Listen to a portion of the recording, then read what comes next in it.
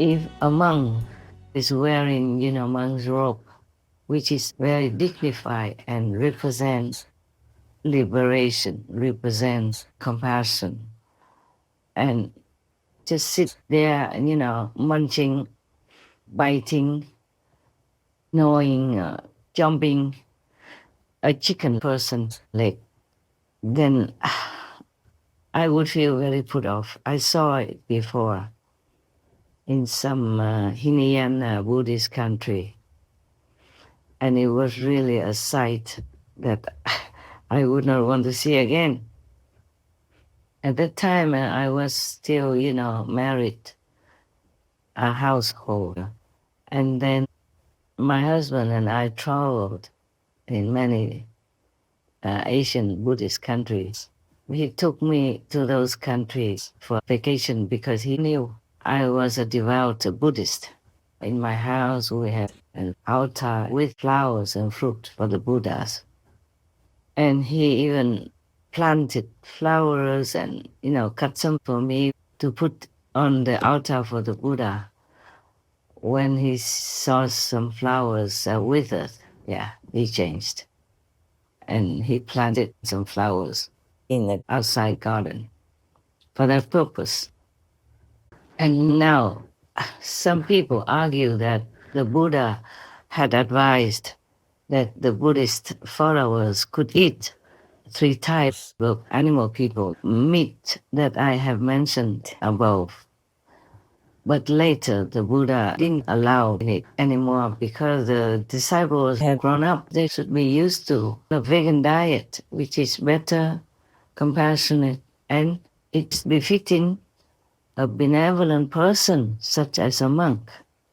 So even in some other sutra, or maybe the same sutra, some monk asked him what to do if when he went out for alms, some of the followers give them animal people meat with the rice or other vegetables. What to do?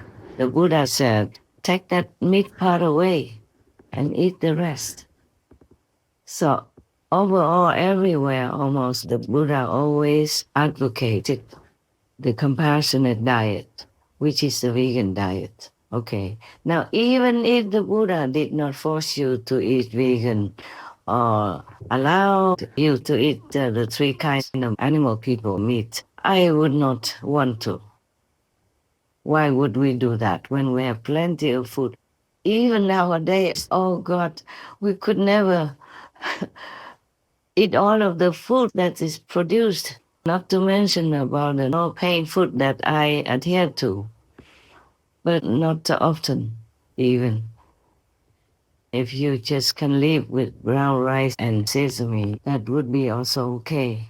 But you have to chew very well the brown rice and sesame powder while you have it in your mouth until it almost becomes liquid so that it's just absorbed, naturally. Because that's the best way to eat brown rice and sesame.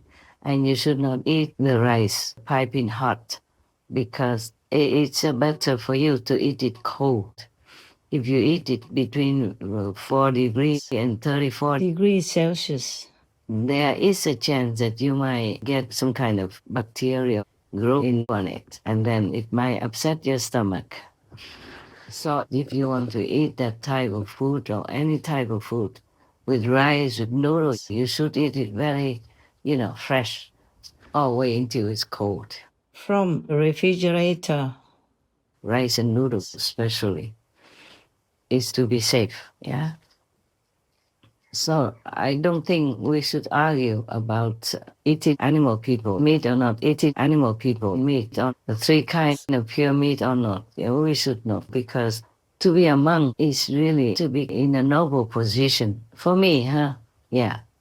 And the example that you make by the way you live your life is enormous to the faithful. They copy you. They learn from you because they respect you. So we would like to make a very, very noble example, a dignified example, befitting the representatives of the Buddhas. and the representatives of God Almighty on earth. Imagine how this is sound to you if you are a child of God, if you're representing God, if you're representing the Buddha, and yet you're sitting there showing that you care nothing about the suffering of another being who was kicking, quacking, or mooing yesterday or a few hours before you chop it down. It's just normal common sense. For me, yeah.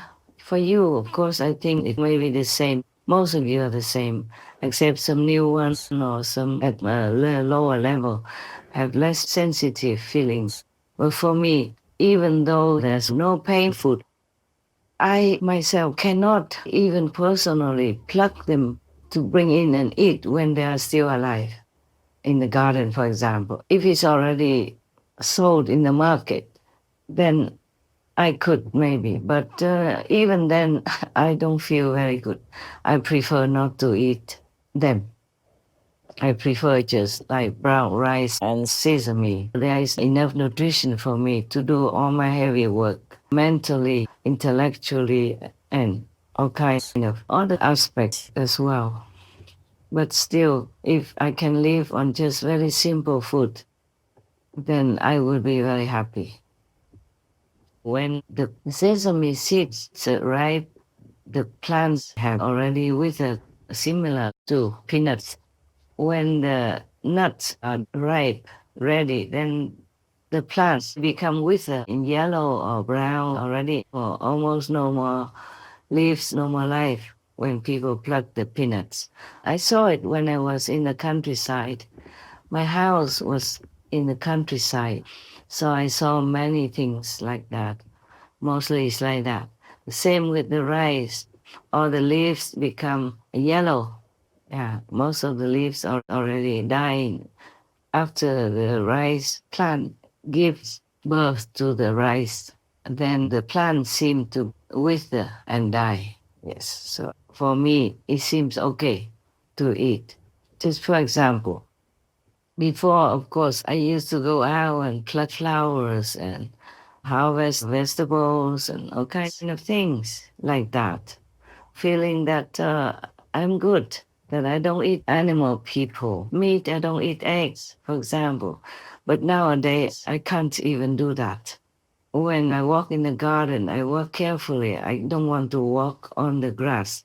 I feel that it's so insensitive to walk on something which is still alive. And I always apologize to the grass if I accidentally, unavoidably step on them. I apologize to all beings if I have to go near. It might cause them some fear or hurt or something. So I cannot even pluck anything. I cannot even pluck a flower, pluck a fruit, nothing anymore. And it just came automatically like that. As you become vegan, after some time, you just don't want to hurt anything at all, even the grass in your garden or on the street. You just don't feel right. You just feel so respectful and so caring for their feelings. You're very sensitive to anything else around you. You walk with respect and care in case you hurt something, even the grass on the street. I don't look like a monk anymore. Even though some Buddhist monks still drag me in to blame me for not wearing monk's robe or for making business and all that stuff.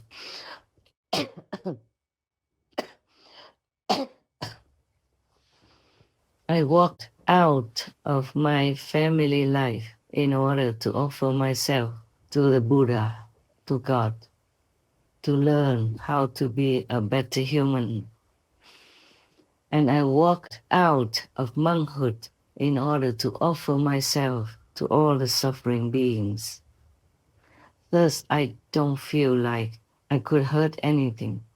It's not like anybody was watching or I have any vow or anything. It's just automatic, just like you don't want to cause any disturbance, any disarray in their life. You could almost feel like they all are breathing, feeling, and talking to you.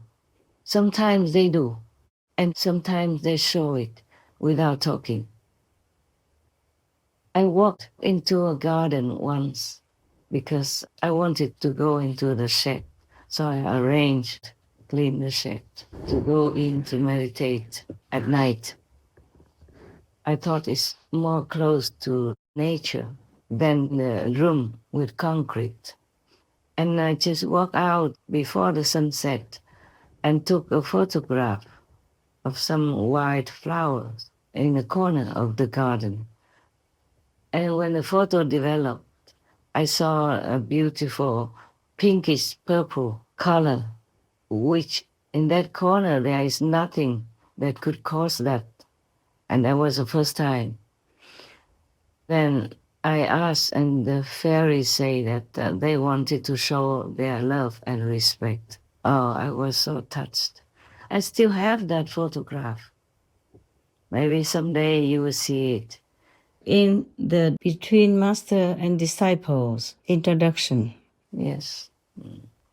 If I see it, I will make a note for you to pay attention so that you know what I'm talking about.